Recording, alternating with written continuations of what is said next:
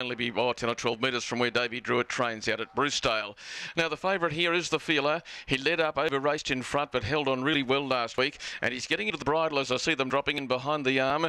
Our Sky Sports Radio friends joining. Thank you, Simon and Kevin. Our third of the afternoon, the Feeler, the 4 is the favourite. They're about to go, and as the arms fold back, they're off and away. The Feeler's come out quickly from the middle of the line, and he's going to joust for the lead with Bezabomber down near the inside. Johnny Scott knows the Feeler wants to go forward, lets him slide on by and takes the sit with Bezabomber second. When that settled, Frank's Fortune was third up on the outside. Pushing through underneath of him to a clear third now, Rory McClory. Frank's Fortune thinking about dropping into the marker line to get 4, but still sits one wide.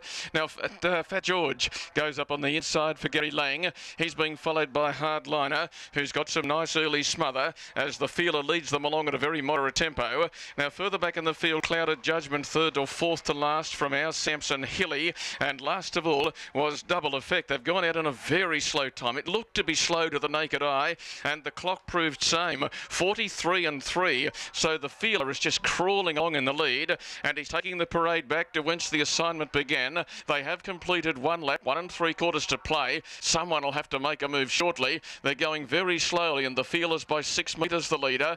Holding second is Bezabomber. Up on the outside and third. Going forward there was Frank's Fortune. He's leading up the train without the advantage of smother. Rory McClory 3 back in the diagonal, Cerise and Blue on the inside, and the next one then as they worked off the back was Hardliner, followed by the unusually named Fat George, who's really quite a little horse. He's on the inside of our Samson. Hilly is third to last, second to last Clouded Judgment, and last of all was Double Effect. They've crawled off the back, 35 and 2 that sectional, and as they make their play into the lane, the Feeler is given every opportunity to win today. He has gone along at little more than a jog and led to Frank's Fortune. I'll be looking at this second split, 31 and 5. They've gone, 67 and 2. So they are just absolutely crawling. And as they run, or 66 and 8 it might be, as they run to the back, they're walking. The Feeler is the leader. The Feeler shows to Frank's Fortune, and they're just starting to ramp it up a little now. Now in behind them,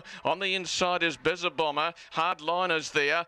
Almost impossible for the back markers to catch them up. They've gone so slowly in the lead. Our Samson's trying to make a little bit of ground out 3 wide, and further back was Hilly and Fat George as they came in by the 400. The leader as they work towards that portion of the track is the Feeler. Bezabomber could be his danger, getting out after his back, and the others are really struggling because the leaders have sprinted now. The Feeler first for home. Bezabomber trying to run him down. The Feeler clear. Bezabomber coming. He's got away with grand larceny through it. The Feeler's going to win, and on the clock he had to win. The Feeler won it by 5 metres.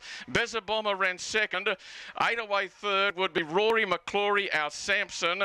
Double Effect and Frank's Fortune. Further back to Fat George. Well back in the field was Hilly, followed by Hardliner, and the last one home was Clouded Judgment, and we won't see a slower race all day.